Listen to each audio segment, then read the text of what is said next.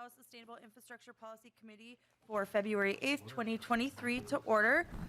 Quorum is present, so we will get started. The first item on the agenda is approval of the minutes. Representative Anderson, would you like to make a motion to approve the minutes for February 1st, 2023? Yes, Madam Chair, that's my motion. Thank you. Representative Anderson moves approval of the minutes for February 1st, 2023. All those in favor, please say aye. Aye. All those opposed? The minutes are approved. So first up on our agenda today is a presentation from the University of Minnesota on their local technical infrastructure assistance proposal. And so we have members can find a copy of the presentation in your packets. And so we have a number of folks from the U today, and I'm so happy that you guys are over here. And it's been a really cool relationship that we've developed over the past, well, first through Center of Transportation Studies, and then, I had the seed of an idea, and so I've been working with the U for a while to try and kind of figure out how we can move what we've really been talking about in this committee forward. And so with that, I will turn it over to Dr. Kyle Shelton, and you can kind of introduce the rest of your team there. So. Yeah, thanks, Madam Chair. Good morning, members. Thanks for having us. I'm Kyle Shelton. I'm the director of the Center for Transportation Studies. I'm joined by my colleague. I'm Mary Vogel. I'm former director of the Center for Changing Landscapes and now with the Minnesota Design Center. Thanks, Mary. We also have Linda Kingery, who is the interim statewide director for the Regional Sustainable Development Partnerships, Professor Tom Fisher from the Minnesota Design Center, and Professor Frank Doma from the Humphrey School for Public Affairs. And you'll hear from each of them along. We're going to do a little bit of musical chairs as we talk about those different units. But it's really a pleasure to speak with you all today and to talk a little bit about our proposed approach to supporting Minnesota's small communities in their infrastructure needs and across a diverse series of systems of infrastructure. I'm going to be setting the stage today, and then we'll hand off to each of my colleagues to talk a little bit more about their units. And while we're the organizers of this effort from our units within the university, we also want to be highlighting throughout the day that, as you all know, the university system has a really deep bench of experience and diverse backgrounds of research, and one of the things that we're really interested in doing with this effort is to make sure we're taking advantage of that deep bench and providing that expertise and experience to communities throughout the state to support their needs. And you'll also hear from some of those colleagues later after us about other topics, I know, with Jessica Hellman and Richard Graves talking. So we think as we talk through this today, you'll really see that this proposal is a way for us to share that experience and fulfill the university system's mission to be partnering with and serving the needs of the residents of the state.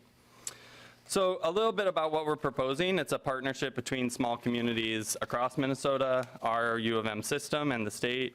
And our proposal includes both a really intensive community-led project development process and ranges all the way up to high-level support for this committee and for the legislature generally and state agencies, thinking about what sustainability and resilient infrastructure could look like in policy and planning and projects. And we really think, again, the range of elements in this proposal allows the system to really provide as much support to communities as we can as we all work together to build that sustainable and resilient infrastructure. This is particularly important, as you all know, given the immense investments in infrastructure at the moment from the federal level down to what you all are working on at the state and local level. And in particular, we see a huge opportunity to help small communities access discretionary funds by really developing impactful, comprehensive projects across a range of needs and infrastructure systems. So that's a lot about what we want to talk about today. And I think, as you all know, often these smaller communities are really limited in their bandwidth and their capacity, whether that's volunteer leaders of townships or small staffs at small cities. There's a lot of room to offer support and help for those communities, and we're excited to be thinking about that. And we also will highlight as we go through that this proposal, I think, can dovetail with a number of other efforts, whether there be bigger structures that this committee or others want to put together, or we know that technical assistance will go beyond what we're proposing today, but we think it is a really helpful step alongside a lot of that. And as you can see here, we have two main goals for that. As I said, really helping level the playing field for small communities and developing these community-shaped projects and getting the competitive discretionary funding in their hands. And I think really also highlighting for you all the return on investment for this type of project, where if state dollars are going to these small communities through this program, it's also going to hopefully come back with those discretionary funds by putting projects together that are more effective and more competitive at the federal level, and ideally coming to you all in bonding projects that are much more comprehensive and fully developed across numerous needs. And then second, we want to help inform the policy planning and funding prioritization process that you all are helping to develop, thinking about sustainable and resilient projects and infrastructure, and we think there's a great opportunity to do that. All of this is going to center on implementable, practicable work, serving those needs, being community-driven. Mary's going to talk about some of the projects they have already done through the Minnesota Design Center and the Regional Sustainable Development Partnerships that really center the community's assets and what their key questions are. And we want to have this intensive cohort really focus on that. As I said, it's also going to focus on the return on investment and making sure these projects have a deep impact in the communities. We want to use this as an opportunity to really identify and leverage existing federal funding resources, regional and state ones, and help those communities identify and pursue those. We also, obviously, as I mentioned, want to deploy our experts and our folks at the university across the system to really hear from communities, work with communities in partnership around their questions and needs, and provide that support we can from the university. And we really see this as an opportunity to help support communities from the project conception all the way through execution. So what we're proposing is something that would go along with them every step of the way. This graphic I'll talk through from the smallest circle to the biggest. This is a quick conception of what we've been talking about. And the smallest circle is what we're calling the Empowering Communities cohort. That would be led by the Minnesota Design Center and RSDP. And what that looks like is what we're proposing is supporting 15 to 20 communities a year. And that is a very intensive process that Mary will talk more about, where they engage with the community across the long-term period of time, really talk about what is happening in the community, what questions and challenges they have, what assets and opportunities they see, and really helping to develop a really robust project and help address multiple needs there. The second circle is what we're proposing to sort of take advantage of the university system's deep bench, so having funds available for communities who may already have a project more fully developed or who aren't interested in taking the more time-intensive process, making sure there are resources available for them to help with anything from pre-engineering on a bridge to thinking about, hey, we have this recreational idea or park idea, we need to get it over this last step, or we want information to help inform our bonding proposal project about our new park or a new water system. And we think there are a variety of U of M system experts who can help with that. And then finally, the biggest circle, and I think this is pertinent to your committee, but also to other state partners, and really meshes with some of the climate action framework and other bigger work happening at the state level, is really thinking about how we can support, again, the policy planning and implementation of resilient and sustainable infrastructure systems across the board. And with that, I am going to hand it over to Mary, and we're going to do our first musical chair. I'm going to switch with Frank from Humphrey, and I'll be back up in a moment. Thanks all. Welcome to the committee. If you could please just state your name for the record and proceed with your testimony. Good morning. I'm Mary Vogel from the Minnesota Design Center. And I'm going to talk to you about some specific work as an example of the kind of work we're talking about. We at the Minnesota Design Center have worked for decades all over the state with communities on projects. And we're going to talk about just one. Our work empowers local communities by responding to locally driven agendas, building on local assets, addressing local problems, connecting to existing funding programs, and positioning projects for competitive funding. We also hire university students from the community to work on the project. In short, we seek more community value from the investments made. The example I'm going to give you is the work we did with Wabasha, part of the work we did with Wabasha on Highway 60. Wabasha is a community of under 5,000 people on the Mississippi River between Red Wing and Winona. State Highway 60 crosses the Mississippi River right by downtown. And there's a ball field with bleachers at the base of its bridgehead. There's a number of issues associated with this bridge and highway. Turning is a safety hazard. There have been a number of vehicles that have come off the bridge and haven't made the 90-degree turn required and hit the fence and bleachers in the ball field. And the community is concerned that sometime a truck could come off the bridge and kill somebody who's watching the ball game. There's also an issue of seasonal reroute. The bridge passes under a railroad viaduct, and it floods every spring, so they have to reroute the highway through the residential area.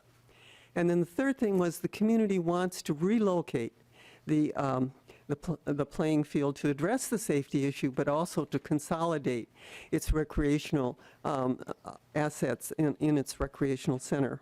Now, the county, there are two proposals on the table. The county wanted to seek state aid funding to fix the turns by widening the road.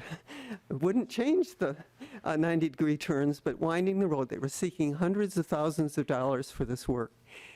We at the Design Center came up with an alternative proposal. We wanted to reroute a section of Highway 60 to eliminate the dangerous 90-degree turns at the bridgehead, and therefore eliminating the safety hazard. We also would eliminate the residential rerouting during flooding.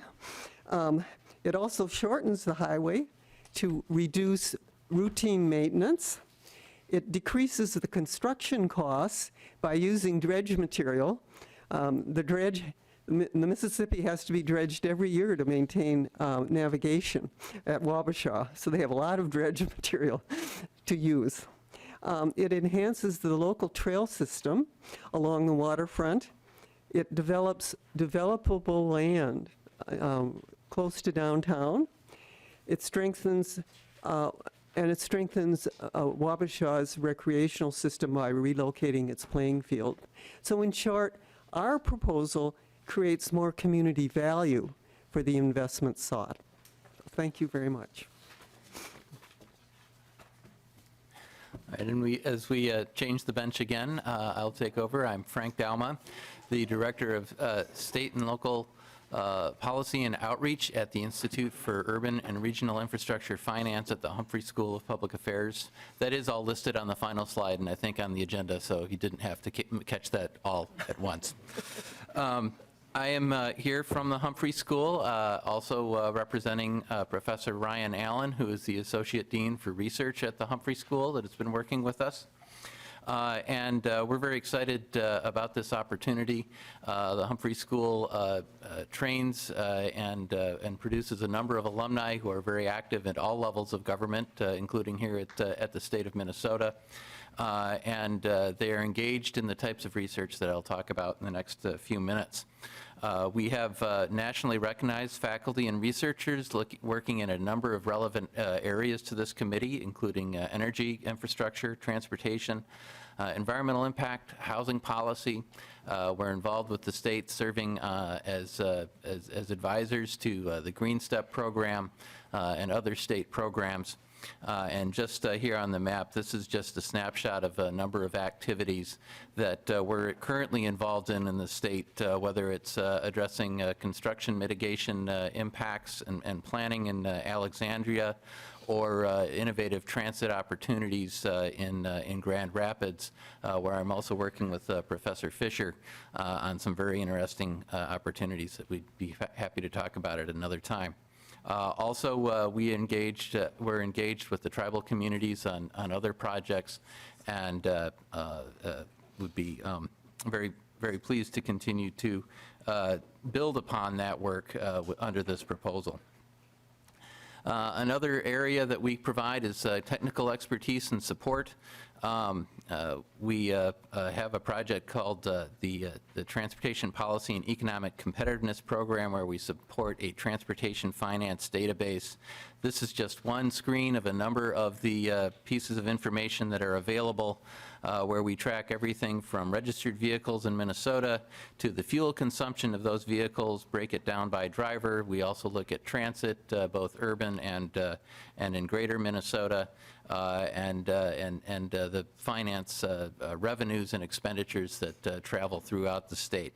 So we believe that we have a lot of very interesting opportunities. We have a number of connections to other substantive areas in the university where we enjoy the opportunity to bring that back to policy opportunities for implementation. And we're very, very excited when Representative Cagle reached out, and we're pleased that this committee was changed and she was able to chair, and be interested in talking further once we're done. I'll now turn it over to Professor Kingery. Hello, I'm Linda Kingery.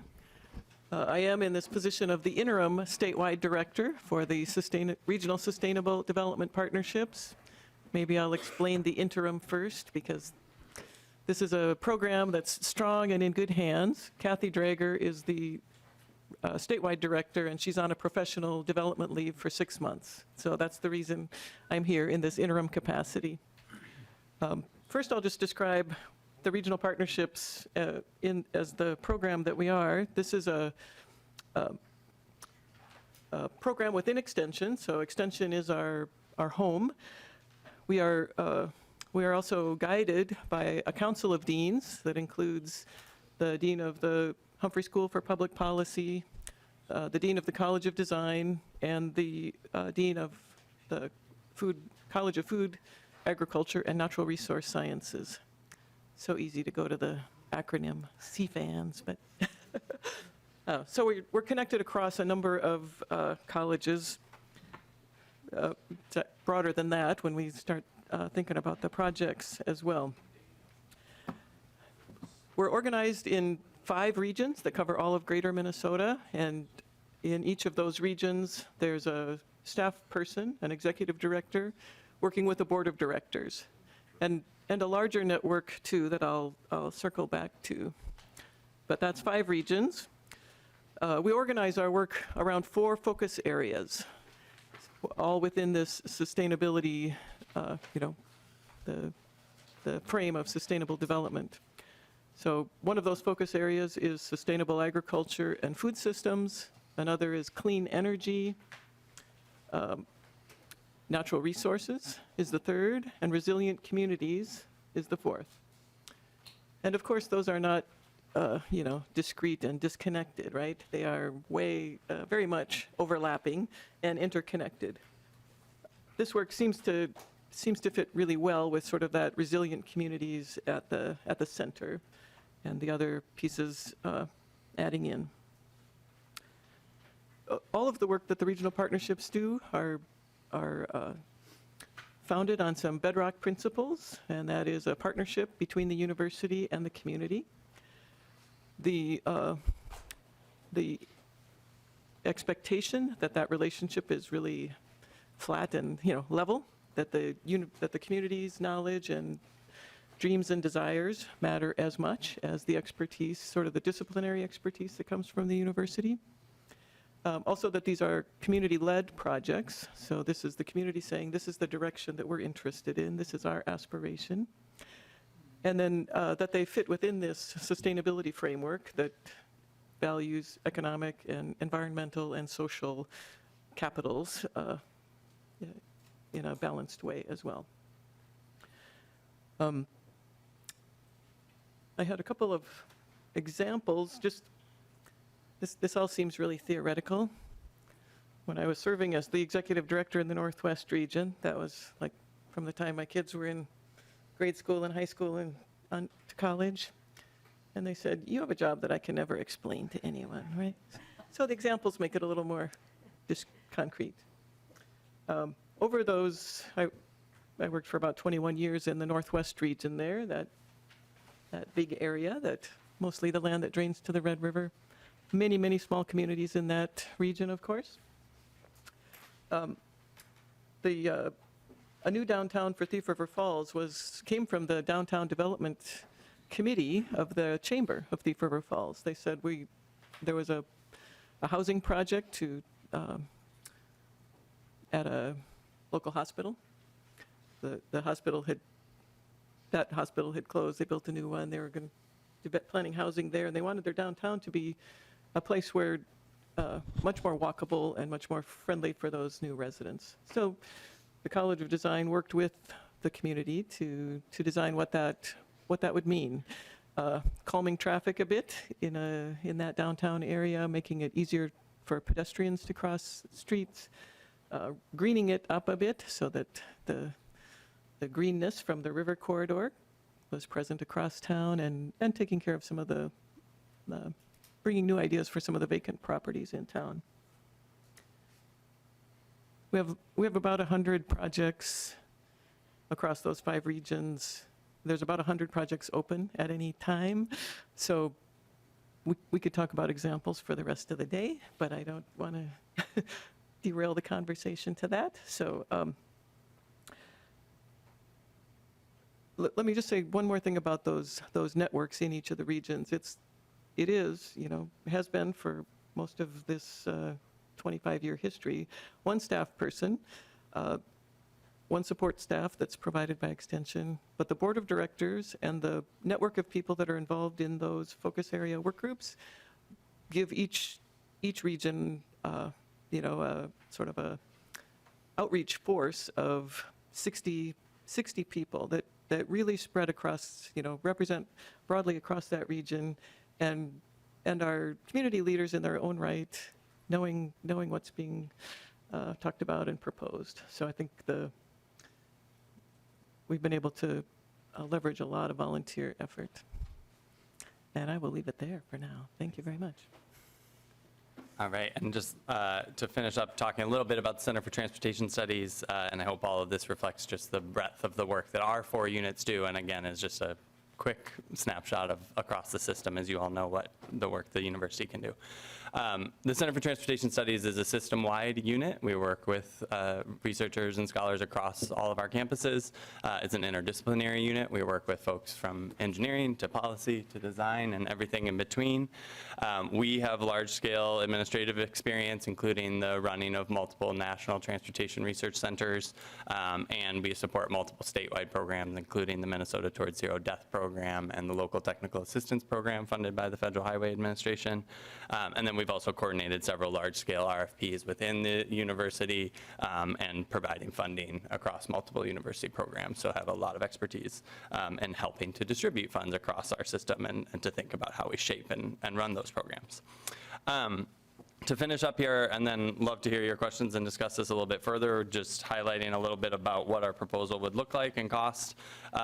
This is broken down by those 3 circles, basically, and then the overall support. What we have talked about here is about $2.5 to $3 million a year, depending on our final scope and what makes sense from your all's perspective and what our folks are able to do.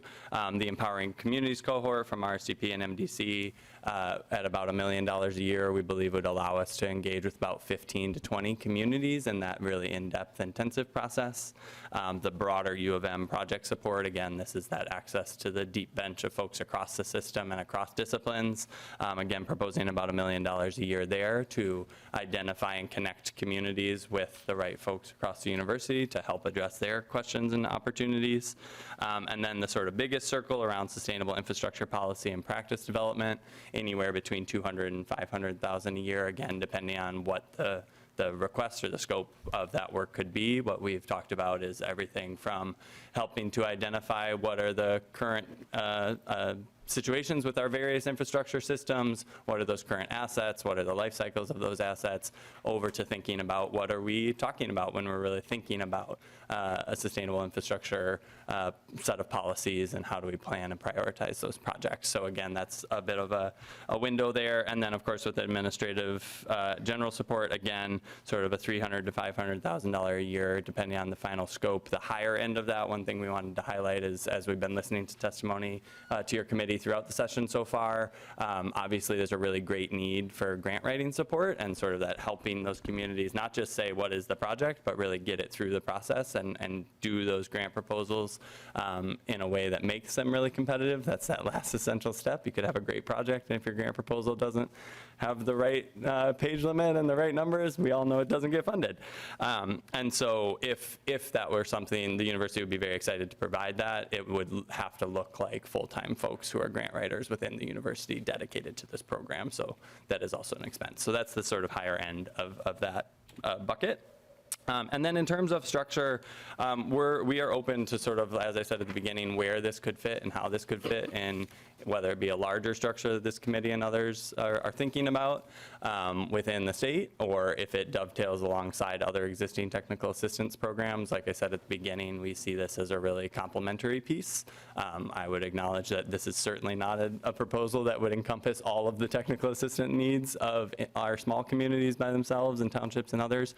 And obviously, there's a range of technical assistance provided to other communities of different sizes.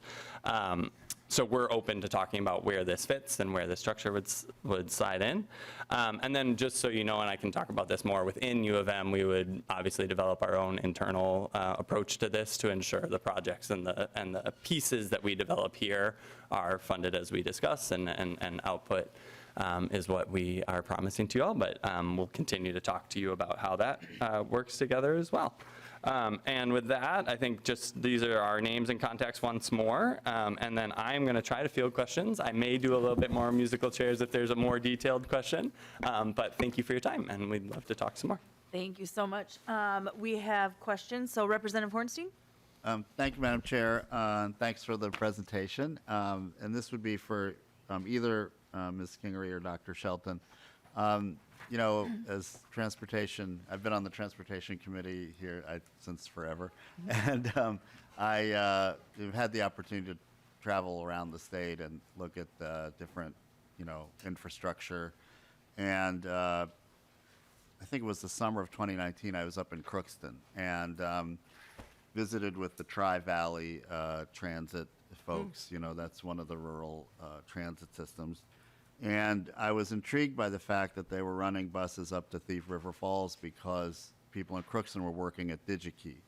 And so I think they ran a couple buses in the morning and then back in the evening. And some of that has to do with the lack of housing and affordable housing.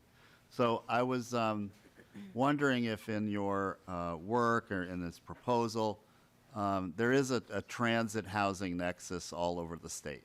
Whether it's in the metro or in a place like Crookston or Thief River Falls. And so I'm wondering if you have, delved into that and, whether that would be part of any kind of regional sustainable infrastructure, proposal or idea. Yeah, thanks, Representative. I'm going to pass to Linda if she has an example in a second, but what I'd say at a high level would be, yes, the idea of this would be that our definition of infrastructure for this is encompassing many systems, the transportation system being one of those. I would argue that a housing system is an infrastructure system as well, and really thinking about how those are interconnected are exactly the types of projects I think Mary and Linda were both mentioning that we've worked on in the past, and are that perfect example of the type of work we'd love to do with communities, is that none of these are isolated. And when you're thinking about how folks are getting to work and where they're going to work, that's just as much about housing as it is about transportation. But Linda, I don't know if you have a specific I will just say there have been at least a half a dozen housing-related projects within the regional partnership system. We have often done projects that are a semester or a year long, often involve students, and so this sort of more comprehensive look allows a much fuller investigation of those. But definitely we're hearing that housing is the issue almost everywhere we turn. Madam Chair, just very quick Representative follow-up. Hornstein? And I guess also, thank you for that. And I think also, there are certain areas in greater Minnesota that I think, people question sometimes, well, the distances are far and it's a whole different situation with transit. Yeah. In greater Minnesota. But, this example I gave, and I think there's many others around the state, I think just an examination of transit, both within communities and then between communities in greater Minnesota would be extremely helpful, and we hope to, we're examining that in the Transportation Committee, and we think a robust funding for greater Minnesota transit is in order, but I think that, come up with some very specific examples of that would be very helpful. Yeah, absolutely. And I would just highlight as well, and we can follow up with either Professor Fisher or Mr. Doma. There are a number of pilot projects going on right now, both inter and intra-city, with both connected and autonomous vehicles, and then other approaches to rural transit. So it's a Thank great, you. yeah. Representative Anderson. Thank you, Madam Chair. Couple of questions. In your literature, you talk about smaller communities and then small communities. I haven't seen a number. What do you consider small? 5,000, 500, 10,000? Who's your target here? Yeah, I think that's Dr. Shelton. I think that's a great question. Thank you. I would say that's another example of something that we'd be happy to talk with the committee and define if there are particular thresholds you all would talk about. There's a couple different definitions, whether you want to take the Census Bureau's definition, most are defined under 10,000. But I think our goal would be to really be, if we want to define a particular number, we can. Our goal would be to really identify and think about this project serving those communities that are just at that capacity limitation, where they're not able, whether it's a township, a small city, or, I mean, you even think about some of the smaller counties. What are the ways that a program like this can help provide that bandwidth and capacity? So happy to define that. I think using some of the census designated thresholds typically makes sense, because that's where a lot of those communities access other funding and formula projects. But at the moment, we haven't decided a single number. Representative Anderson. Thanks, Madam Chair. And if you were able to get some of the funding you're talking about here, would you envision this to be provided to these smaller communities free of charge or on some kind of a cost share basis? No, the goal of this program would be that the funding coming from the state is allowing the university to go to those communities to partner with them at no additional cost. That the proposal here is what would allow us to do that. Representative Anderson. Thanks, thank you. I had a question for the fellow from the Humphrey School, and I think if I heard him correctly, he talked about being able to track the miles driven by individual cars. How are you doing that? Madam Chair, Representative Anderson, thank you for that question. If I implied we were tracking individual cars, that is not what we're doing. It's far beyond the capacity even of the university. But what we do is we are able to track the data collected about overall vehicle miles traveled, which is reported through a number of different sources. And then that just gives an information on how much our infrastructure is being used and financed and so forth. Representative Anderson. Representative Gilman. Thanks, Madam Chair. I had a quick question about the Wabasha project. If you wouldn't mind hopping up, is it Ms. Vogel? Yes. Yes, awesome. I've traveled that corridor on my motorcycle. I know what corner you're talking about, and I didn't launch my bike over the edge. But I do know where you're talking about. So real quick, I'm just trying to understand how, when you guys partner with cities and counties and bring these cool projects to be, did the county go like a less or more conservative route because of finances, or did they kind of like bullet point out what they did? It was a couple $100,000, and I just was curious how much the proposed project would be. Would that be included in the last sheet that we just went through? Yeah. For example, Ms. thank Vogel. you. Madam Chair, Representative, I do not have the numbers for the projected cost for our design. Things have been changing a lot. We made this recommendation about 2.5 years ago, and so things are different. Yeah. We were able to partner with Wabasha very well. One of the reasons was that it's fun to work with small communities. The people are great. And the president of the city council was a former, he's a civil engineer. He used to work for MnDOT. He used to be the county engineer. So we were able to partner with him and create a design that made sense. And that he was very excited about it. He said he's wanted this to happen for 30 years. I hope that answers your question. Yeah. Real quick. So I don't think the part about what I was wondering about is when we do projects on the back page, when it's talking about the funding source, is that just for like vetting it and then the project is a separate cost on top of it? Yeah, I'm trying to so, understand how yeah, that correct. works. So what this would really be doing is using state money to leverage the federal funding. And so making sure that we have the best possible grant applications, RFPs, and that the university is really, for lack of a better term, holding the hands of small communities through the process. And so that we're meeting the goals of a lot of these grants have specific policy goals in mind. And so how do we make sure that our communities are getting their fair share of it, and that we're making sure that our proposals are as strong as possible for that competing money? If that makes sense? Yep. Okay. Yep. Thank you. Any follow-up? Nope, All right. that's all I had. Thank you. Representative Ream? Thank you, Chair Cagle. So this is a question, I think, for Dr. Kyle Shelton. You mentioned the Towards Zero Deaths project, and we're often talking about making our cities more walkable and bikeable. Can you talk a little bit more about how we're making them safer?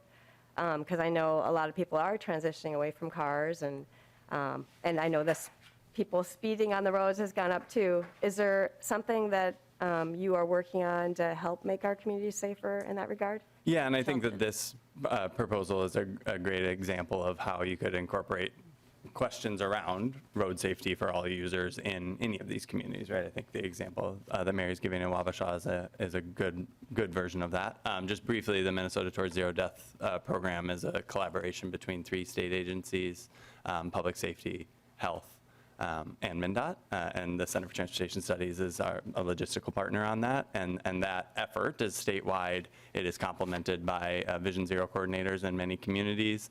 Like RSDP, it has regional coordinators across the state working with law enforcement and communities to try to improve everything from individual behavior to the infrastructure that supports safety. And I think this proposal, certainly if communities are saying one of our issues is wanting to ensure that folks walking and biking within a small town or to the different destinations within the community, driving or taking transit between their destinations, all have a safe and comfortable way to do that, is certainly within the bounds of these projects. And I think that would be where we would really want to work with the community to identify, is there a specific location or a specific intersection that you're really concerned about where you're seeing lots of crashes or safety concerns, and what would be the right set of responses, right? Because in most contexts, it may not just be a design or infrastructure question.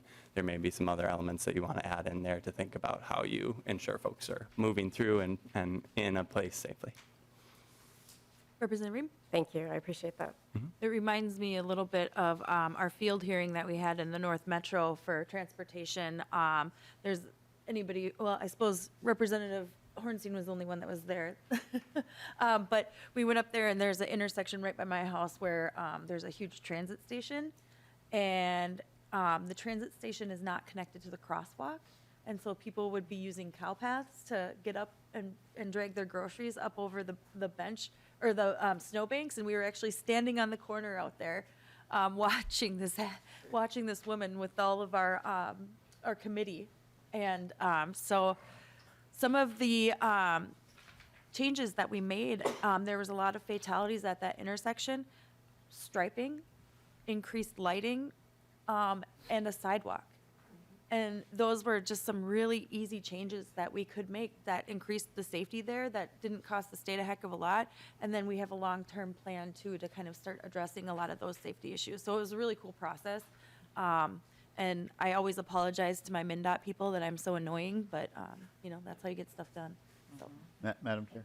Representative Hornstein. Well, I think there's also, we also saw a transit shelter on basically what would be the equivalent of a freeway shoulder. Yeah.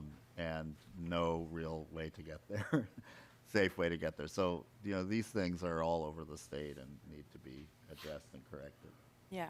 So, and I really think, the goal of this is really to have this as a collaborative process where, us as a committee are building this up, but then also communities are the ones that are driving the projects and driving, what their community is going to look like with a little help from us.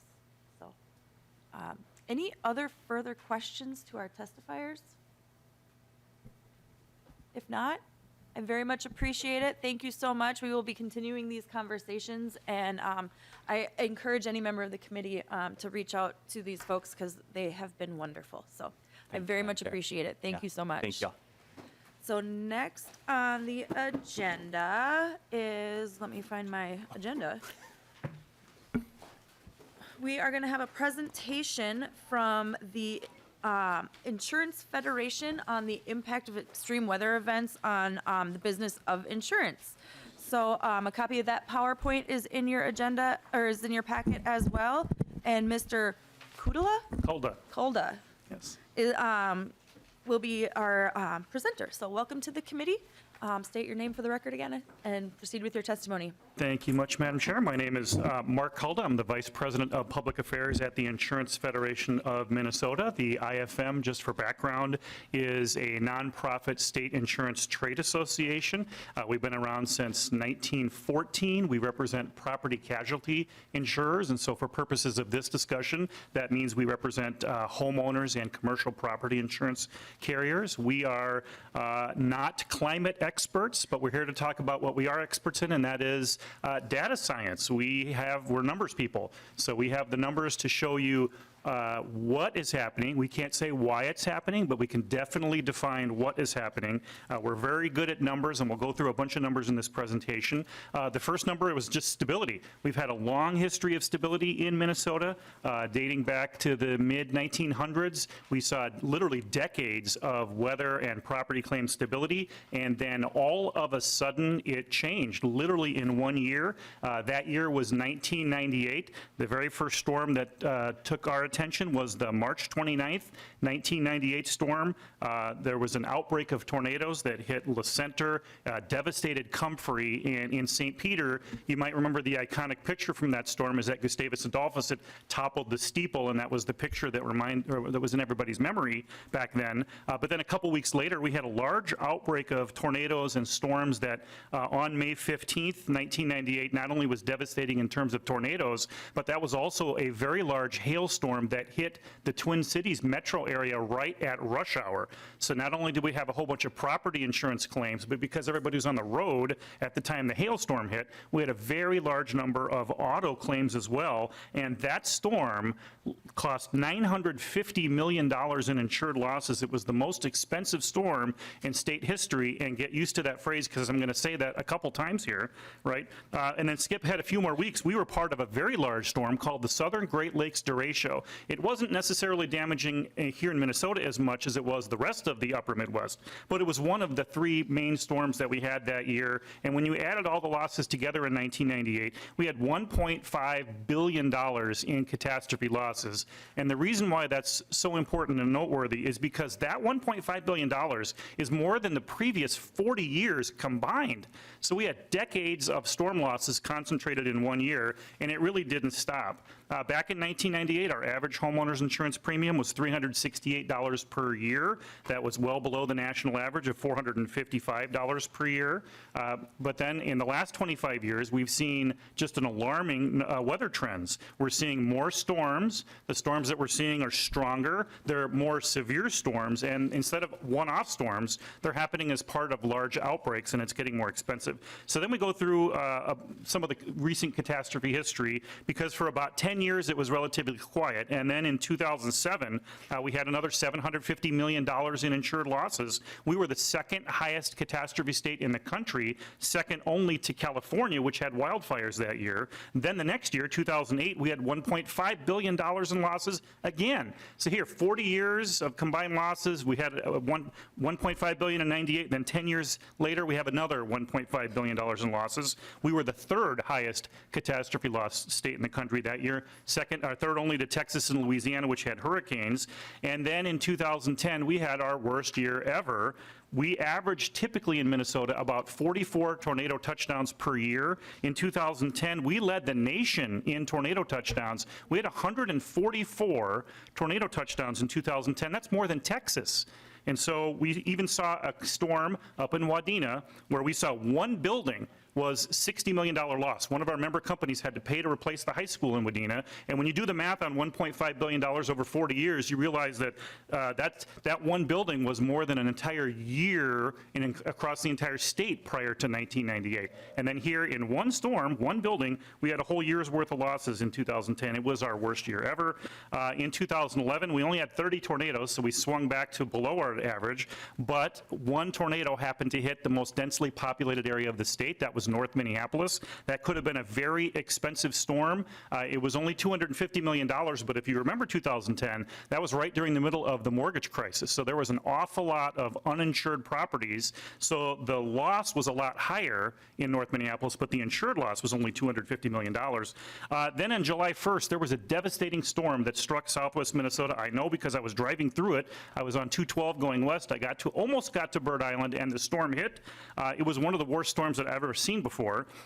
In the airport in Olivia had a 90-mile-per-hour sustained wind for almost 45 minutes, and that's about the same as a Category 2 hurricane. So here we talk about how we're not a hurricane state, but I like to say Mother Nature treats us like one because it's going to get worse. In 2010, it's not just the hail and the tornadoes and the wind. We're seeing increasingly amounts of heavy rain activity. And in 2012, you might remember there was heavy rain in Duluth. The zoo was heavily affected there. There was $450 million in reconstruction costs. Most of that was public infrastructure that had to be rebuilt. You skip ahead to 2013, we had a record low number of tornadoes. So now here we go, just from 2010, the record high number of tornadoes, do we swing to the opposite end of that? We had a record low number of tornadoes, but we had other types of storms. We had a big winter ice storm that year. In late June here in St. Paul, we were hit by a pretty strong storm that knocked out power. We had the largest power outage we've ever had that June. There was the most number of people without power for the longest amount of time. It was our largest power outage ever. And then in August, there was a very large hailstorm that cost $900 million, another almost billion-dollar loss. We would have been the #1 state that year, except late in the year there was a tornado in Peoria that knocked us down to #4. In 2015, skip ahead, we had the Brainerd Lakes area hailstorm. That was about $250 million in insured losses. Skip ahead again to the June 11th, 2017 storm. There was a small hailstorm that struck Brooklyn Park and Coon Rapids. I know Representative Stevenson isn't on this committee, but if you talk to him, he'll tell you that was a really bad storm. It was a small area, though. Brooklyn Park, Coon Rapids, it was devastating for those communities. We estimated initially that there would be about $900 million in losses, but it takes 2 years to get your insurance claims filed. You have 2 years to file the claim, and so insurers have to kind of spend 2 years paying the claims. A year after the storm, the number was up to $1.5 billion. 2 years after the storm, it ended up being a $3.2 billion hailstorm for just Brooklyn Park and Coon Rapids. It's the most expensive storm in state history by far, and it was the 10th most expensive storm in the world that year for insured losses. Just a little 20-minute hailstorm in Brooklyn Park and Coon Rapids, $3.2 billion. Skip ahead to what was probably the weirdest weather day in Minnesota, December 15th of 2021. This is the middle of December. It started as a typical December day. The temperatures, though, zoomed up to almost 70 degrees in southern Minnesota, and we had a very large derecho that generated over Minnesota, caused something that we'd never seen before. In over 150 years of recorded Minnesota history, we have not ever seen a tornado touchdown in the month of December, and on December 15th, there were 16 tornadoes that touched down all throughout southern Minnesota. And then typical Minnesota, once the derecho moved through, we had a 50-degree temperature drop and a blizzard. So here we started with 70-degree temperatures in the morning. We ended up with blizzard-like conditions, blowing snow, temperatures below freezing, et cetera. And then if one derecho wasn't enough on December 15th, 6 months later, we had a second derecho. So here you go from decades of stability to a derecho, and then all of a sudden 2 derechos in 6 months. May 12th in western Minnesota, we had hurricane force winds. I talked about the 90-mile-an-hour wind in Olivia back in earlier in the decade, but we had 110-mile-an-hour wind gust in the city of Madison that day. There were 2 fatalities. A storm chaser from Peru was killed in a car crash along Interstate 90 on that day, and then an on-duty volunteer firefighter who was called out on storm watch duty was leaving his farm, and the wind hit and the silo collapsed on top of his car, and sadly he was killed in the line of duty. But temperature extremes. That week in May 12th, we saw the season's first 70-degree, first 80-degree, and first 90-degree of the season all in 1 week. So just terribly unusual temperature extremes, and we're starting to see that. And then Memorial Day of 2022, we had another outbreak of tornadoes, 8 tornadoes. One hit south of Alexandria that destroyed about 100 homes and businesses. One of the tornado tracks was 50 miles long. We're starting to see not just one-off storms. These are incredibly destructive and intense storms. And Minnesota led the nation in hail and wind events in May. So it's not just tornadoes and wind damage and hail, though, that we're seeing. We're seeing extreme downpours. Flash flooding is a problem.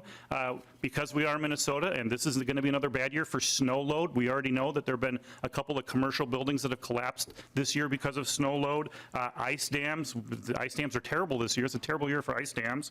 But we're also a state that we have a history of wildfires, and we have to be ready for that. So we are a state that is affected by wind-driven wildfires as yet another weather peril that's facing us. Back in 2020, the National Center for Environmental Information decided to put the statistics together and determined which states have the most extreme weather, and you see in the packet, we are the state with the second most extreme weather next to California. So it's something that's getting expensive for us, because back in 1998, our average homeowner's insurance premium was $368 a year. Now it's $1,433. That's almost a 400% increase just in the last 2 decades. We went from being a cheap state. We used to be well below the national average. The national average back in 1998 was $455, so we were well below the national average. Now at $1,433, we are well above the national average, which is only $1,272.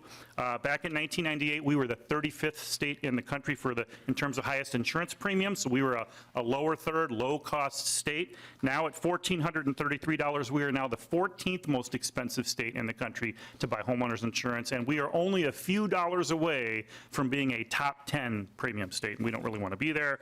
Why are the premiums becoming more expensive? It's not just more storms, but the building materials, because of the supply chain issues, they cost more. You know, the contractors that fix homes, they have the same labor issues that everybody else has, so the labor costs are going up, so the cost to repair homes is becoming much more expensive. The storm chaser problem is a problem, so anytime there is a storm in the area, you'll see lots of storm chasers in the area, and I will tell you that when they fix a house, it's a lot more expensive than the contractors that are from Minnesota, so that's something that we have to pay for. But the insurance industry does do a few things, and in the last slide I talk a little bit about that. We have increased the use of reinsurance, so premiums are held a little bit lower than they would be because insurers use the tool of reinsurance to help manage and mitigate the risk. But we do things like we support stricter building codes.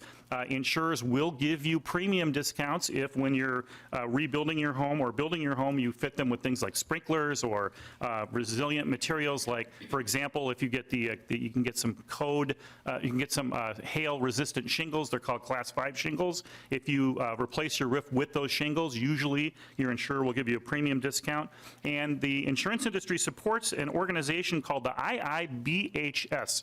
That stands for Insurance Institute for Business and Home Safety. I strongly encourage you to go to their website, ibhs.org. They have some really interesting videos. They have a facility in South Carolina where they have a large structure where they can subject buildings to extreme weather events. So they have this interesting, I guess it's a little lab inside that building where they can build 2 buildings one to the older codes and one to the more resilient codes, and then subject both of those buildings to strong winds and wind-driven hail and wind-driven rain. And you can watch the video. The older buildings will just get blown away by the wind, and the newer, more resilient buildings will still be standing. And then they can compare what the cost is of building those two buildings, and you can see just is it worth it or not. It's a really interesting set of videos at ibhs.org to go check out. So thank you, Madam Chair. That's a much abbreviated version of this presentation. I usually take about 20 minutes, so I'm sorry for going so fast, but I would be glad to answer any questions that you might have. Thank you so much. I have a quick question. So with the industry efforts, the premium discount for resilient materials, do you find a lot of people taking advantage of that? I just think about the upfront cost of a lot of these materials. And so when the claims are being paid out, the homeowners are going to end up being the ones to really eat the cost of that. Is there any thought on maybe investing a little upfront and paying out higher claims so that you won't have to do it in the future? Well, thank you, Madam Chair, for that question. What I'd say is that normally an insurance company is paying a pretty large amount of money to start the process. So the most of the money in the rebuilding is going to be the actual rebuilding. So you'll have a good chunk of money from your policy payout to begin with, and then the policy holder only has to kick in a little extra to build extra. The return on that is a long return because the premium discount is over many years.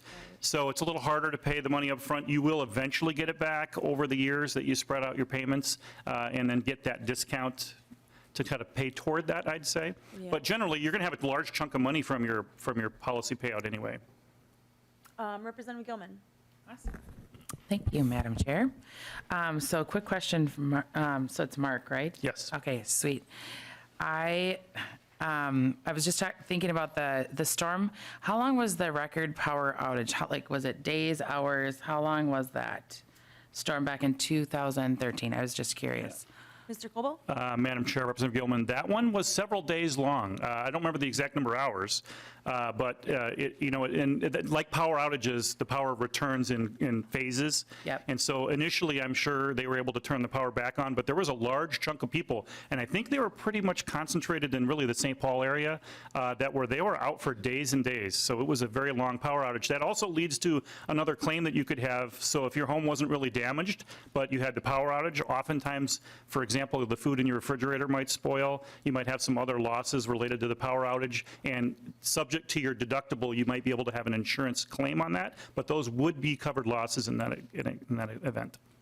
And just a follow-up question. So are you concerned about just, our energy situation that we have coming forward with the possibility of more rolling blackouts, depending upon the season? It could be summer, spring, winter.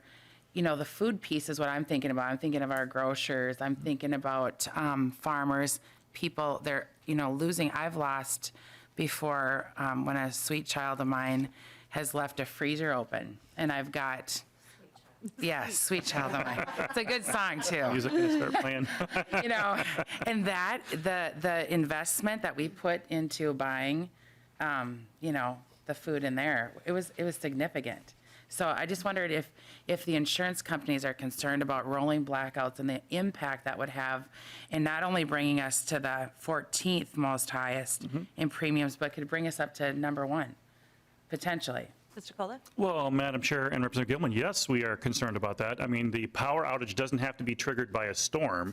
It just has to be a power outage. So if you have a power outage, whether it's storm-related or whatever, there could be additional covered claims by that. So to the extent that there could be, we would be concerned because every time we have to pay a claim, that means that you end up paying for it in higher premiums. Thank you, I appreciate it. Yep, thank you. And I think that Representative Franzen.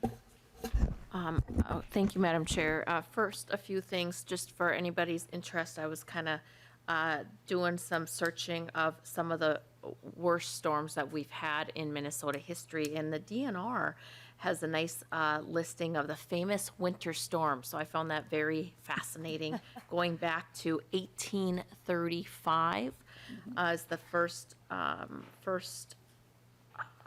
severe storm, and then we had talking about the tornadoes, then we also have the DNR has a Minnesota tornado history and statistics page. So very fascinating. I assume that's where you got your data from, was that page. So I hope that for climate change purposes, that this is accurate information and not skewed to to an agenda.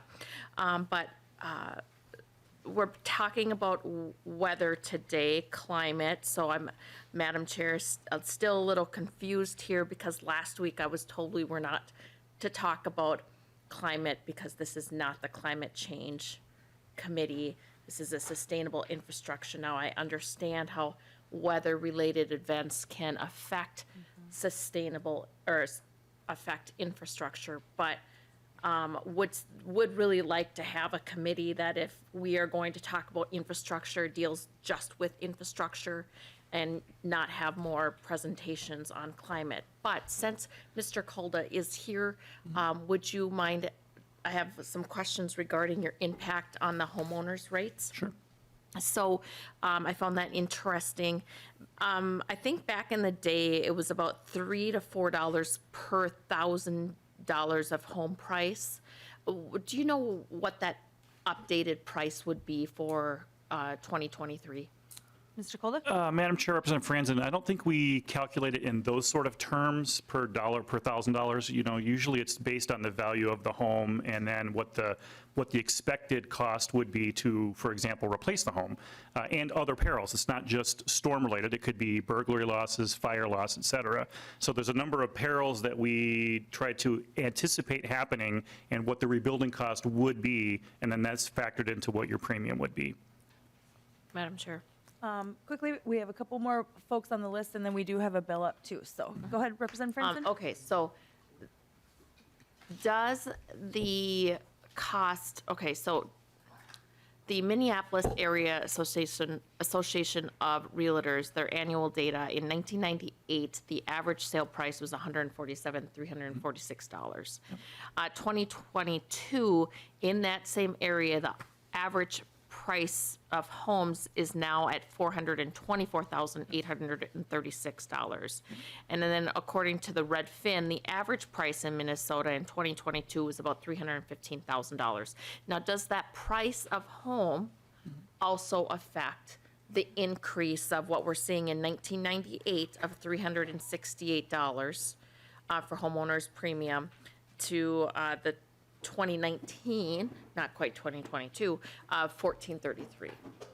Mr. Kolda? So, Madam Chair, Representative Franzen, you are correct that one of the biggest reasons why the premium is that high is because it is more expensive to not only build but to rebuild the home too. So, in the presentation back in 1998, the trend for homeowners increases was generally, you know, the increased cost of the homes. Now it seems to be more driven by the fact that the homes are getting struck by more weather. So we're having to pay a lot more, instead of rebuilding costs, just more repair costs to fix homes, replace roofs. Really, the really big driver is hail and roofs right now. So the reason why we're paying such high premiums is because we're seeing more hail and we're having to replace more roofs, and replacing a roof is a lot more expensive now than it was 20 years ago. Okay, that's So then, just one comment, and this is just to the body. So the UN Office for Disaster Risk Reduction, definitely not a fake news website, right? It's the UN. Their reporting says the number of weather-related events has declined. And so I'm confused if it's declining according to the UN and the Center for Research on the Epidemiology of Disasters. What is happening then in Minnesota where we are going up, but reporting worldwide says that weather-related incidences are on the downtrend? I just find that very curious. Do you have any ideas for that? Mr. Kolda. Madam Chair, Representative Franzen, you know, a number from the UN is probably a large global number. Right. What we can talk about is the statistics that we get from our member companies based on claims here in Minnesota. And the numbers are that we are seeing a lot more storms and a lot more storm claims, which is why our premiums have gone up so high. So you have to remember also that around the world, we're one of the few countries where we actually have widespread insurance. There's a lot of damage worldwide that's not even been covered by insurance. So we are talking here about what the claims are here in Minnesota. So the reason why our numbers are so high is because we are seeing more storms, and that is leading to more claims. Well, I'm talking, Thank you. Madam Chair, about the We have a lot of actual folks on the list, storms, so, not and, actually claims, though. yeah, we have a lot of folks on the list. Representative Smith? Thank you, Madam Chair. Thank you. Is it Mr. Kulda? Am I saying Kulda, that yes. correctly? Kulda, sorry about that. So I appreciate at the beginning you said you're a data person. I'm going to try to focus in on data questions, not asking you to interpret them. So I have a series of questions, just kind of coalesce, I think, what you've brought us here today. So would you think it's accurate to portray the data as saying since 1998, where you started your presentation, extreme weather and payouts because of extreme weather has increased in the state of Minnesota? Mr. Kolda? Madam Chair, Representative Smith, absolutely yes. That's the numbers are the numbers, and the numbers that we get, we don't get them from the DNR. These are numbers from our member companies. So it's data that's reported to us that we turn out in presentations like this. Representative Smith? Wonderful. And my second question is, again, just based on data, I'm not asking you to predict anything, but the trend, do you expect that to continue in years to come, or are you able to see a tap out in that data or anything along those lines? Right. Mr. Kolda? Madam Chair, Representative Smith, great question.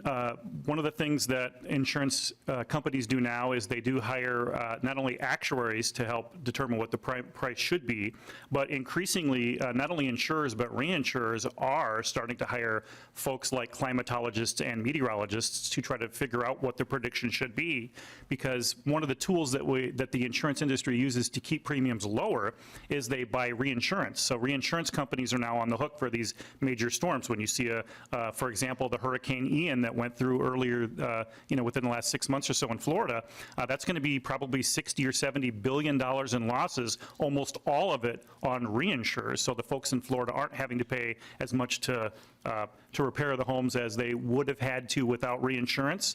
And so your question is about prediction and what do we see? The insurers are seeing that these storms are happening more frequently, so I would say the prediction is that we are going to see this happening in larger and larger scales because that's what the trend has been. Okay. And then just one final question, Madam. Quickly, please, yes. And just finally, because of that potential increase, we hope it doesn't happen, but again, based on the data, if that is going to happen, we've seen in your presentation that premiums, cost of home ownership is going up because of these things. Would you anticipate Minnesotans, if this continues, having to pay higher premiums because of that change in weather pattern? Mr. Kolda? Right, Madam Chair, Representative Smith, absolutely, they would, for sure. Okay, thank you. Thank you very much. Representative Schultz?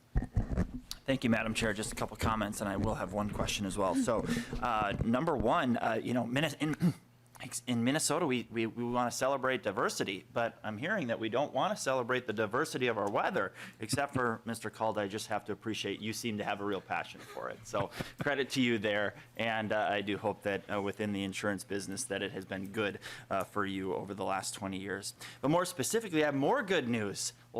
Just yesterday, the governor signed a bill that's going to eradicate these huge changes in weather and climate in House File 7. So that's good. So we've got that taken care of. So maybe in sustainable infrastructure, maybe we don't even need this anymore. We've got it taken care of. So that's good. But to Mr. Calda, could you explain to us, do the products exist in the marketplace today for homeowners, for businesses, for those that you insure, to basically have their infrastructure, their businesses, their homes secured from these large weather events? And if they don't exist today, what kind of research or additional investment needs to be made to ensure that we have the products that can sustain through these large and diverse weather patterns? Mr. Kolba? Thank you, Chair and Representative Schultz. I will say that the products exist today. Because if you do have a storm-related loss, the policy is pretty clear that it covers storm-related losses. What we do see in states where we don't get a handle on costs, though, is oftentimes insurers will take different types of underwriting actions to do things like, for example, in hurricane states, they might adopt a hurricane deductible. So now the policyholder would have to shoulder more risk by paying a higher deductible than what's normal in the policy. You could see cases of insurers leaving the marketplace, which is what has happened in places like Louisiana and Florida. In fact, the Florida property insurance market is pretty much evaporating in front of our very eyes. Last year, I think 6 or maybe even 7 companies went out of business there in Florida. So if we continue to see increasing costs that we can't manage very well, we might see those kind of products go away. They exist now, but they might go away, and we're worried about that. Representative Schultz, any follow-up?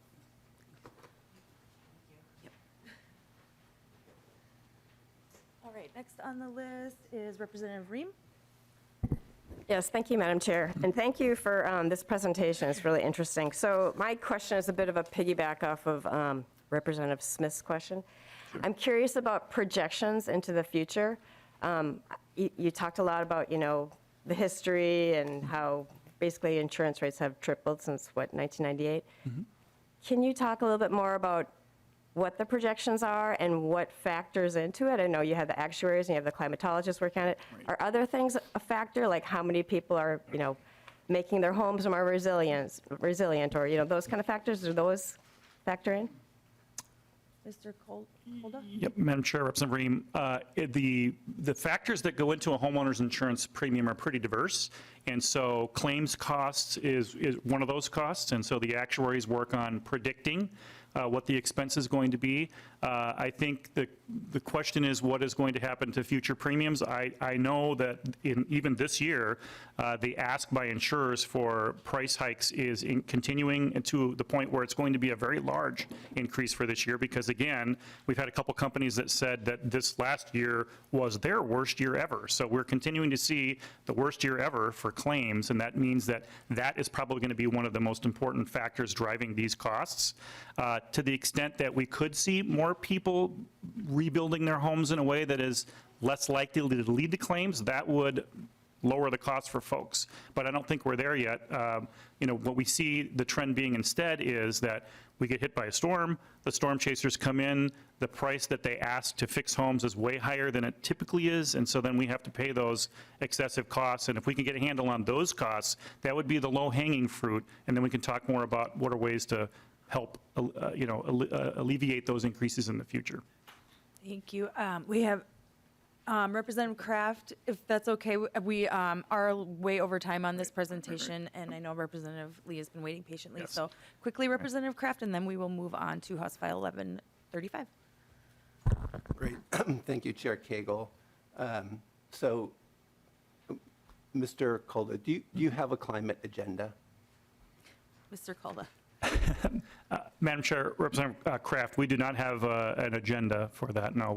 We are concerned about the increasing amount of storms that are costing us in claims, and anytime we have to pay higher claims, that means you have to pay higher premiums, and the more expensive it gets, the fewer people buy. Homeowners insurance is not a mandated coverage like auto insurance, for example, so the more expensive we have to make coverage, then more and more people drop the coverage, and we don't like that. We would prefer to have the coverage be cheaper so that we could sell it more. That's how we make more money. We make more money by selling cheaper insurance because we can sell more of it. Right. Thank Okay, you. so I have a couple other quick comments. Quickly, thank you, Representative. So there was a comment made about the United Nations, and let me, the Intergovernmental Panel on Climate Change, right? This is, I don't know where it was found there, but says, it is an established fact that human-induced greenhouse gas emissions have led to an increased frequency and or intensity of some weather and climate extremes since pre-industrial times. And that is what we're seeing. These are what the scientists say, and these are the facts. Let's deal with the facts. And the other thing I have to say is celebrating weather diversity. Madam Speaker. Behind all of those claims are real trauma and losses of people in our state. And so I don't want to celebrate that. I want to figure out how we adapt to that and then how we mitigate that going forward. And I think, thank you, Representative Kraft. I think that's the goal of this committee, is adapting and mitigating and moving We've been living forward. in, Minnesota has been a state with Thank you. extreme weather for how long? So do you not think that we have already adapted to weather here? It's not that we can't control the weather here in Minnesota. Thank you We very can't much control for your it. We comments. cannot control weather. Thank you very much for your comments. Thank you very much for your presentation, and I appreciate it. Representative Lee, we will now move House File 1135 to the Climate and Energy Policy. I will move that House File 1135 be re-referred to the Climate and Energy Finance and Policy Committee. Representative Lee, I understand you brought the DE2 amendment. I will move your DE2 amendment for, would you like to explain that, please? Thank you, Madam Chair. The DE2 amendment adds how future weather trends can be integrated into the design and evaluation of buildings and how future weather trends may impact our natural systems and the need for infrastructure to maintain and increase our food and wood production, reduction of fire risk on forested land, maintain and enhance our water quality, and maintain and enhance our natural habitats. Thank you. So I will move adoption of the DE2 amendment. All those in favor, please say aye. Aye. All those opposed? Motion prevails. All right, now we have House File 1135 as amended before us. Representative Lee, please proceed with your presentation. Thank you, Madam Chair. So I do have two testifiers here from the University of Minnesota, and so I will briefly explain why I'm bringing this forward. You know, I have served on the Capital Investment Committee for the last 5 years now, and you know, ever since that time, when we go out and tour the entire state of Minnesota, you see the impact that extreme weathers have had on our infrastructure, whether that's, you know, natural systems for flood hazard mitigation, or actually looking at, you know, some of our, you know, buildings. And so that really makes me think, you know, how much have we spent on some of these infrastructure projects that's, you know, relating to you know, increased rainfall, increased flooding. You know, for example, what I always talk about, you know, in the Red River Basin alone from 1997 to 2018, the state of Minnesota has given out a total of around $368 million for flood hazard mitigation. And this year, the Red River Basin is coming back to ask for $73 million. That's about 20% of the total that was spent in that area from 1997 to 2018. And so I think that, you know, we really need to look at how does extreme weather really impact our infrastructure so that we can make smart and sound fiscal decisions as we plan our capital budget. And with that, Madam Chair, I'll turn it over to the two testifiers. Welcome to the committee. If Professor Richard Graves and Dr. Jessica Hellman would like to come up and testify, please state your name for the record and proceed with your testimony.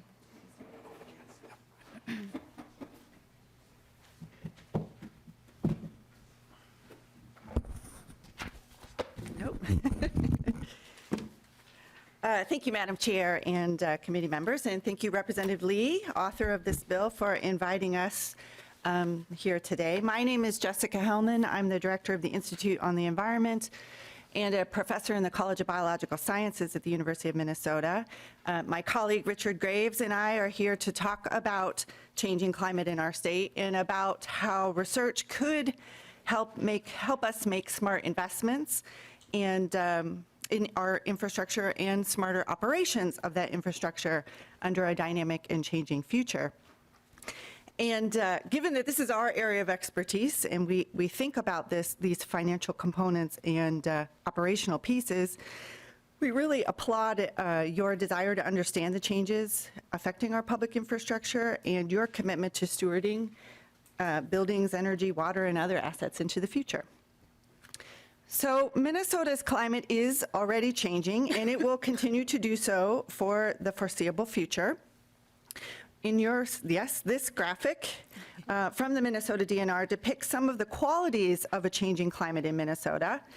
Temperatures are already increasing, particularly to date in the winter and at night, and larger, more frequent precipitation events and storms are occurring, as we just heard, and also winter is getting shorter. Warming and heavy downpours are affecting our natural resources, agricultural lands, and our cities. And in the decades ahead, we expect to see this warming trend continuing, with more temperature increases appearing increasingly in the summer and during the daytime, and also bringing dry spells and heat waves.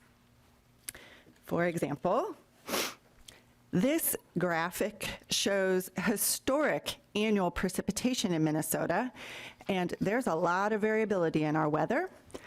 But the blue line shows an upward trend since, in this graph, 1895, such that we have 3.5 inches more rainfall or snow per year now than we did 100 years ago. And this trend will continue into the future, and the upward line will steepen if climate change proceeds unabated. In addition to precipitation, Minnesota has warmed an average of 5 degrees Fahrenheit, with the warmest and wettest years occurring in recent decades. All but 2 years since 1970 have been warmer, wetter, or both warmer and wetter than the historic average. And all of the 10 warmest and wettest years on record have occurred recently, between 1998 and 2020. The shape and pace of this trend moving forward depends on greenhouse gas emissions, but some of that change is already locked into the system, the changes we have experienced so far. This is the new climate that we live with, and that we need to manage. Our systems are built a natural environment within.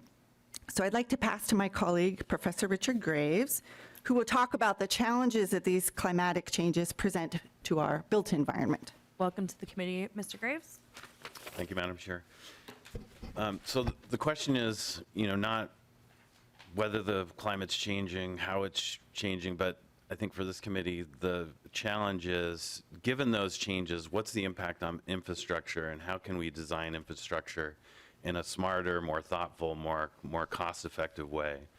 So I'll talk of two examples that we would like to research further, with this bill. One is historically, design for site, water, and road design has focused more on riverine flooding for severe events and moderate rainfall flooding. And as we can see in this map from the Met Council, given the increased precipitation, both on average but also in localized flooding, more and more localized flood events or floodsheds when we have these high rain events are just as significant, and we need to be designing around as we continue to think about increased riverine flooding in the future.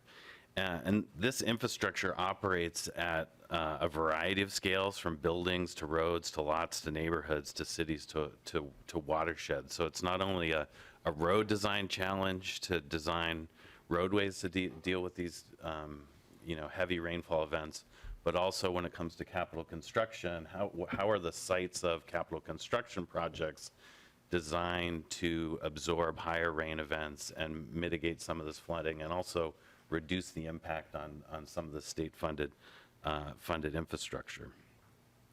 In addition, my center did a study for MPCA in 2018 where we looked at given future weather patterns, and we used future weather predictions from a group in the UK called WeatherShift.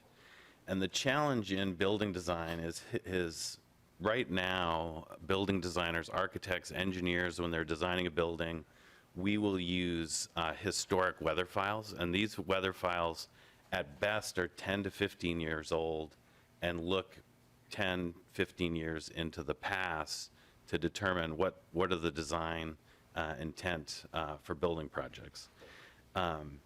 However, when you look at these forward predicted models of weather files, they seem to predict closer to what some of the weather patterns might be that we need to be integrating into building design. So you might say, who cares? Why does this even matter? And so what we saw in some of this study is in the downscale data from the UK for Minnesota, that what we saw as a pattern was increased heating in the summers, which required some buildings to consider sun shading to avoid cooling costs that we've never really had to do in Minnesota historically. So that's a design strategy that's becoming potentially needed to be integrated into projects. And then an increased emphasis in cooling and dehumidification systems and mechanical systems to deal with those potential new weather events. So we believe that's important not only to address the changes, but also so building designers designing for capital construction can develop more cost-effective designs and not be wasting money on strategies that are the strategies of the historic weather event, and be investing in strategies about our future challenges. So, you know, the research that's needed is really to think about applying new and emerging downscale climate data to Minnesota, not from the data we are getting from the UK, but using data that's emerging at the University of Minnesota and the Minnesota Climate Adaptation Partnership. They're doing some downscale data for agriculture that we think we can leverage for the built environment. Also looking at modeling the impact of changing climate on energy efficiency and design. You know, again, how can we design those systems so that they're more cost effective? Understanding these impacts on site and water design to increase resilience at various scales, building scale, roadway scale, city scale, the entire kind of stormwater infrastructure. And then also, we believe there's additional research needed to assess these additional risks and impacts, to develop the role infrastructure can play to reduce those impacts.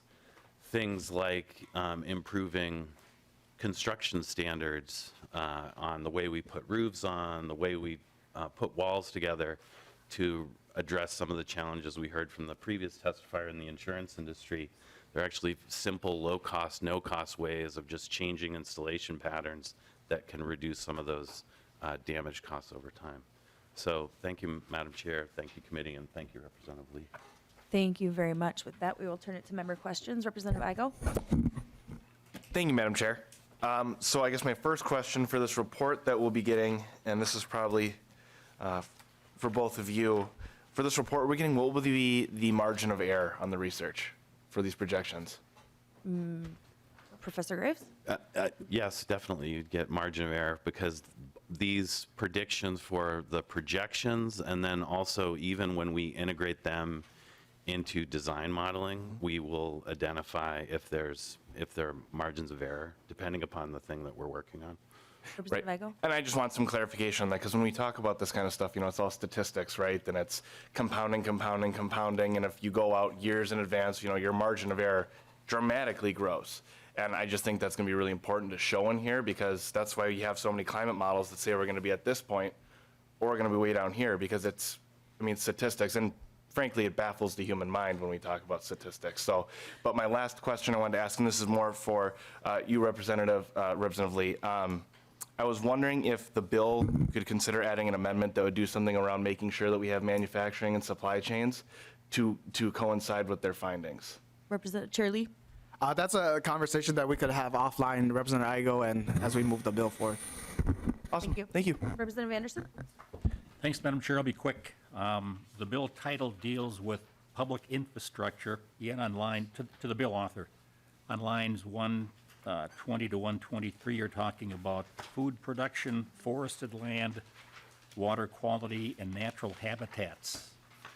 What's the connection? Chair Lee? Thank you for that, Representative. I think the connection there is that when we're out there hearing from different communities, for example, the city of Windham, they were talking about how they want infrastructure funding from the state of Minnesota with their stormwater issue, because, you know, they're in the drainage area of about 422 acres of farming land that has been tiled, and so there's increased waterfall coming into the city, so that's why they're coming to the state for infrastructure funding. And so I think that we need to take a holistic approach and look at some of these natural systems, and as to why we are, you know, asking the state of Minnesota to invest in these local infrastructure. Representative Anderson? All right, well, with that, Representative Franson? Madam Speaker, or I'm sorry, Madam Chair, I move to table this bill so that we can have a detailed discussion on the impacts of this bill as amended. As you know, that we're being rushed to get to session. I can't possibly imagine us having anything but more presentations next week, so I don't see any harm in tabling this bill until next week so that members can ask questions. I'm very interested in myself why we are giving a $690,000 line item grant to the Institute on the Environment when we know that there has been issues with the Institute on Environment with a certain member who shall go unnamed, where a position was handwritten for that individual for a position there. And I don't know why we can't have, per se, maybe the Center for American Experiment instead line item. So I think that All we right. need to table We're this bill, gonna- have a yep. discussion next We're week. going to vote then. Then so- I'd like a roll call. Okay, so the clerk will take the roll.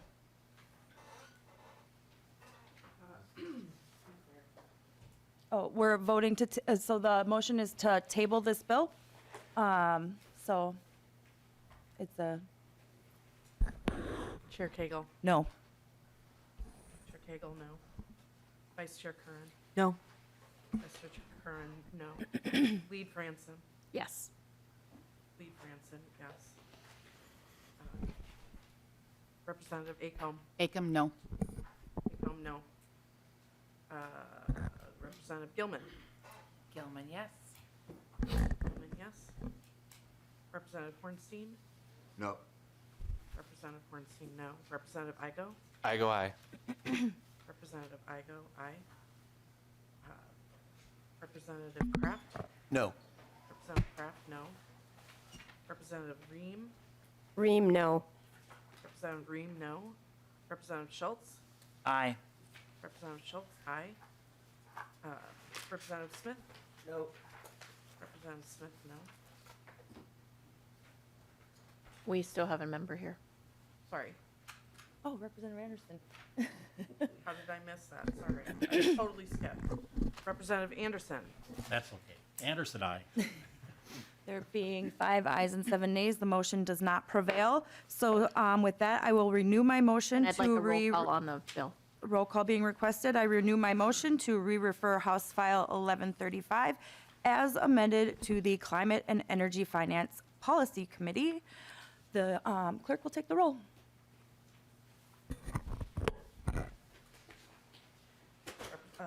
Chair Cagle. Aye. Chair Cagle, aye. Vice Chair Curran. Aye. Vice Chair Curran, aye. Lead Franson. No. Lead Franson, no. Representative Acomb. Aye. Representative Acomb, aye. Representative Anderson. Anderson, no. Representative Anderson, no. Representative Gilman. Gilman, no. Representative Gilman, no. Representative Hornstein. Aye. Representative Hornstein, aye. Representative Igo. No. Representative Igo, no. Representative Kraft.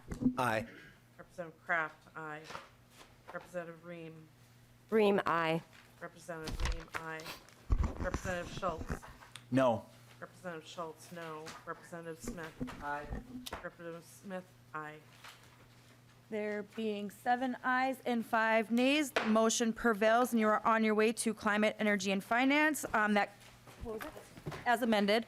That concludes our agenda for today. Our next hearing will take place February 15th in 1:20. We are gonna, I know, I'm sorry, you guys. We're gonna have a presentation from the Michigan Infrastructure Council. So that should be kind of exciting. So thank you all, and this meeting is adjourned.